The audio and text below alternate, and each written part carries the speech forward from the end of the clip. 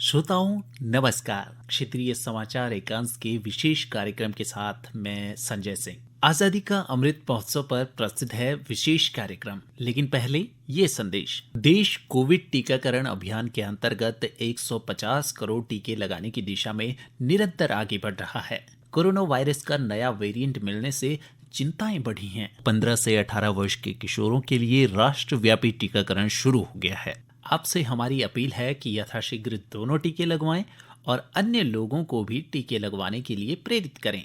कृपया 3 सरल उपायों का अवश्य पालन करें। मास्क लगाएं, 2 गज की सुरक्षित दूरी बनाए रखें, हाथ और चेहरा साफ रखें। कोविड से संबंधित किसी भी जानकारी और मार्गदर्शन के लिए राष्ट्रीय हेल्पलाइन नंबर 011239780046 और 1075 पर संपर्क करें। इसके अलावा प्रदेश हेल्पलाइन नंबर हैं 104 व 01352722 और 2724506। देश ने कोविड रोधी टीकाकरण में अब तक 147 करोड़ 62 लाख का आंकड़ा पार कर लिया है। देश में अब तक 1892 लोगों में कोरोना के नए वेरिएंट ओमिक्रॉन के संक्रमण की पुष्टि हुई है। इनमें से महाराष्ट्र में 568, दिल्ली में 382, केरल में 185 और राजस्थान में 174 रोगी हैं। स्वास्थ्य मंत्रालय ने बताया है कि इनमें से 766 मरीज स्वस्थ हो चुके हैं। कोविड संक्रमण के प्रसार को रोकने के लिए दिल्ली, उत्तर प्रदेश, बिहार और केंद्र शासित प्रदेश अंडमान निकोबार द्वीप सहित देश के कई राज्यों में रात्रिकालीन और सप्ताहांत कर्फ्यू लगाया जा रहा है। और श्रोताओं, अब आजादी का अमृत महोत्सव के अंतर्गत प्रस्तुत है आजादी का सफर आकाशवाणी समाचार के साथ। आकाशवाणी समाचार आपके लिए प्रतिदिन संघर्ष की झलक पेश कर रहा है।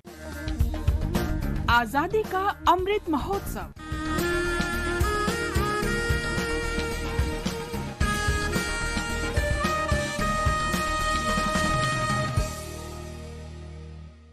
आजादी का सफर आकाशवाणी के संग।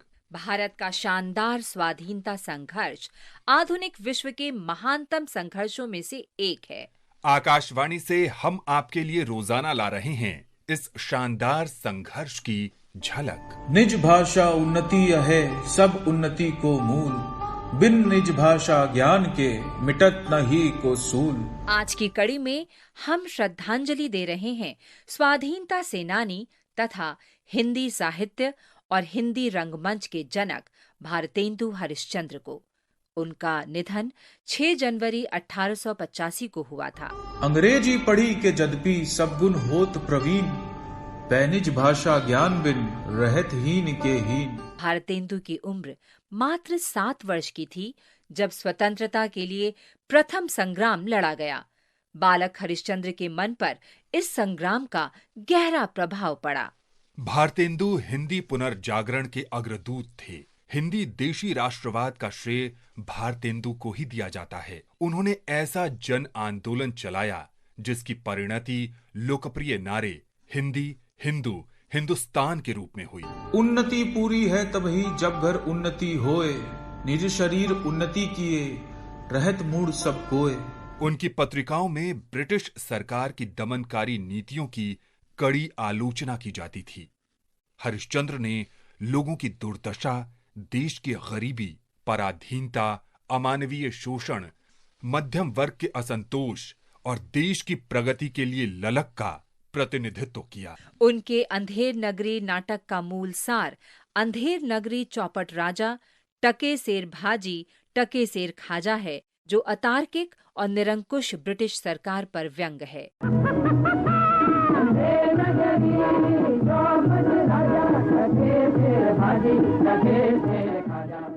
भारतेंदु ने जनता की राय को दिशा देने के लिए नए मीडिया, विशेषकर प्रकाशनों का उपयोग किया। उन्होंने देश में पहला हिंदी आंदोलन आरंभ किया। खड़ी बोली में लिखे उनके नाटक, कविताएं, गद्य और पत्रिकाएं उत्तर भारत में व्यापक रूप से वितरित किए जाते थे। निज भाषा उन्नति बिना कबहू न होए होए सोए, लाख उपाय अनेक यूं भले किरे किन कोय। खड़ी बोली को पहले आंतरिक बोली माना जाता था, लेकिन भारतेंदु की पत्रिकाओं के माध्यम से वो देश भर में शिक्षित जनता तक पहुंची। एक भाषा एक जीव एक मति सब घर के लोग, तबे बनत है सबन सो मिटत मूढ़ता सो। सूचना और प्रसारण मंत्रालय हिंदी जनसंचार में मूल लेखन को प्रोत्साहित करने के लिए 1983 से भारतेंदु हरिश्चंद्र पुरस्कार प्रदान करता रहा है। महान भारतीय राष्ट्रवादी को शत शत नमन।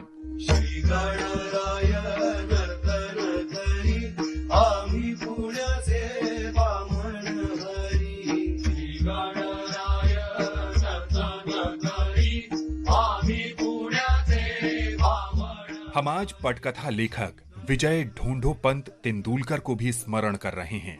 उनका जन्म 6 जनवरी 1928 को महाराष्ट्र के कोल्हापुर में हुआ था। उन्होंने पढ़ाई छोड़कर 14 साल की उम्र में 1942 के भारत छोड़ो आंदोलन में भाग लिया। वे नाटकों, फिल्मों और टेलीविजन के लिए पटकथाओं तथा प्राथमिक रूप से मराठी भाषा में पत्रकारिता के लिए अग्रणी योद्धा के रूप में जाने जाते हैं। तेंदुलकर नाटक देखकर ही बड़े हुए। 11 वर्ष की उम्र में उन्होंने पहला नाटक लिखा, निर्देशित किया और उसमें अभिनय भी किया।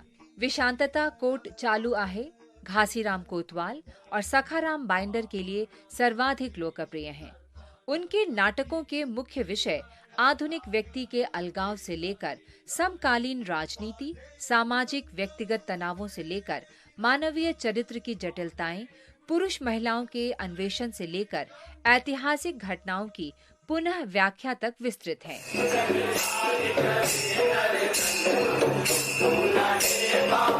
उनके ज्यादातर नाटकों में वास्तविक जीवन की घटनाओं या सामाजिक उथल-पुथल से प्रेरणा ली गई है, जो कटु वास्तविकताओं पर स्पष्ट प्रकाश डालते हैं। उन्हें कई प्रतिष्ठित पुरस्कारों से सम्मानित किया गया। महान व्यक्तित्व को सादर नमन।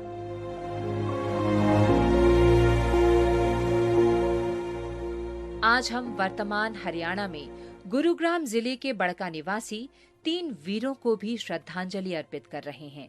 ये हैं चंडू मेव के पुत्र खुशीराम, मुबारक मेव के पुत्र आमिर और मलखान मेव के पुत्र रणबाज मेव। इन तीनों ने 1857 के प्रथम स्वतंत्रता संग्राम में भाग लिया था। उन्हें अंग्रेजों ने गिरफ्तार किया और राजद्रोह का मुकदमा चलाया। तीनों को मौत की सजा सुनाई गई और वे 6 जनवरी 1858 को शहीद हो गए। मां भारती के महान सपूतों को शत शत नमन। आज बस इतना ही। आजादी का सफर आकाशवाणी के संग कल फिर मिलेंगे नई कड़ी के साथ। तो श्रोताओं, अभी आप सुन रहे थे आजादी का अमृत महोत्सव के अंतर्गत आजादी का सफर आकाशवाणी समाचार के साथ। और श्रोताओं, जैसा कि विश्व स्वास्थ्य संगठन ने कोरोना के नए वेरिएंट के अधिक संक्रामक होने की बात कही है, तो हमें अभी भी सतर्क रहना होगा और कोविड एप्रोप्रिएट बिहेवियर का पालन करते रहना होगा, जैसे कि मास्क लगाना, 2 गज की सुरक्षित दूरी को बनाए रखना होगा और हाथ और मुंह को साफ रखना होगा, जिससे कि हम खुद को और अपने परिवार को स्वस्थ और सुरक्षित रख सकें। आज के इस कार्यक्रम में फिलहाल इतना ही। आप अपना ख्याल रखें और मुझे दीजिए इजाजत। नमस्कार।